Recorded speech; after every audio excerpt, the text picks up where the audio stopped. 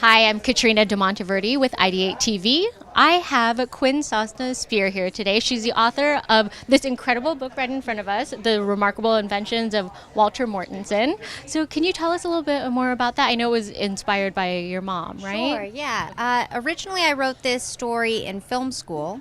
It was originally a screenplay, and I wrote it right after my mother died. So I wrote this book sort of as a way to both come to terms with her death and find a way to grow from it, I would say. So I wanted to make something adventuresome and beautiful out of something that felt very dark. So can you tell us a little bit more about the book? Sure. It's very much a Roald Dahl, Tim Burton sort of story.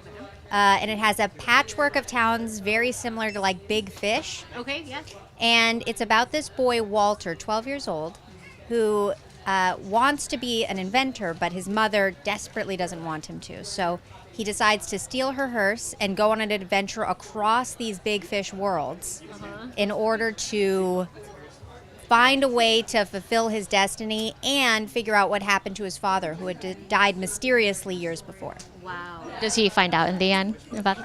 Can't tell you that, unfortunately. Got it. Okay. But if you read the book, you will find out. Okay, wonderful. So is this your first published book? It is. It's the first book I ever wrote. It's actually the first, long-form story I ever wrote. Yeah. So how long did that take you? Well, the original screenplay I wrote over the course of 3 years, and then the book itself I wrote in 6 months after, but I had a very detailed outline in the form of the script. And then it took about another year to get it published. Wow. So I know you mentioned screenplays and you're an author. Do you foresee yourself doing, both and more in the future? I'm currently a producer of comics at a company called Webtoon. Okay. And so I write comics a lot. I haven't written a screenplay in a while, but I would never be opposed to it.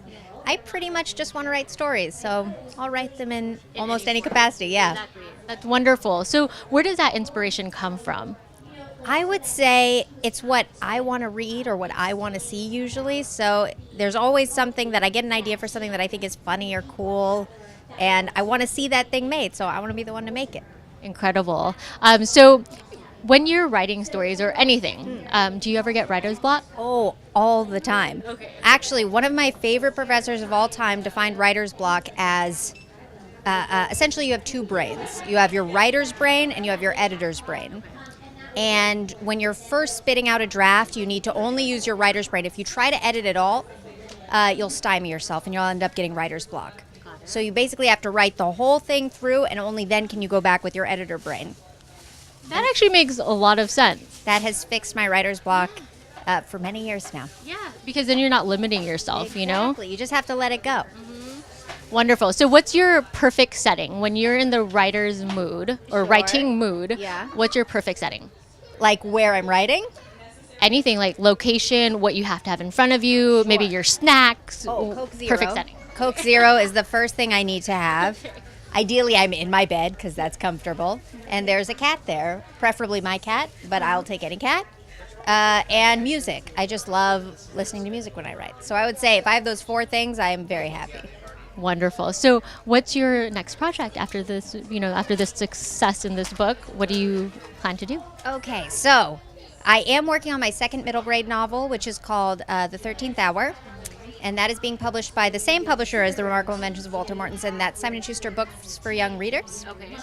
And it's not a continuation of the series, but it's also a fantasy.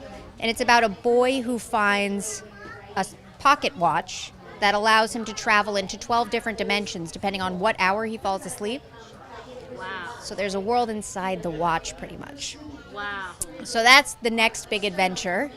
And it's been really fun working on it. Right now I'm building it from the ground up again, so we're going to see. But it's been really fun. That's great. So then are you simultaneously, like you said that you're also working with comics and everything, you're doing this all at the same time? Same time. It is wild. I don't sleep. But it sounds like a fun job, and you're very passionate about it. So it probably comes easier than for most people, and it doesn't feel like a job. Absolutely. I mean, I get to do what I love, and that in and of itself is very energizing. So I feel like I don't need sleep. Wonderful. So what advice would you give somebody that, wants to follow in your footsteps as an author? I would say that I got very lucky. And I was in a situation where I was allowed to write, and I had everything I needed to write. And it wasn't too difficult a career path for me to follow relative to many people who don't have the same opportunities. But I would say that if you want to write, that's all you really have to do. I think the path to publishing feels very distant and difficult, but in reality, there's actually very concrete steps that you can look up on Google, and I think anybody can get published. Well, wonderful. Thank you so much for your time. I appreciate it, and congratulations on your book and everything else that you're doing. Thank you. Okay, you're welcome. I'm Catrina Demonteverde with IdeateTV.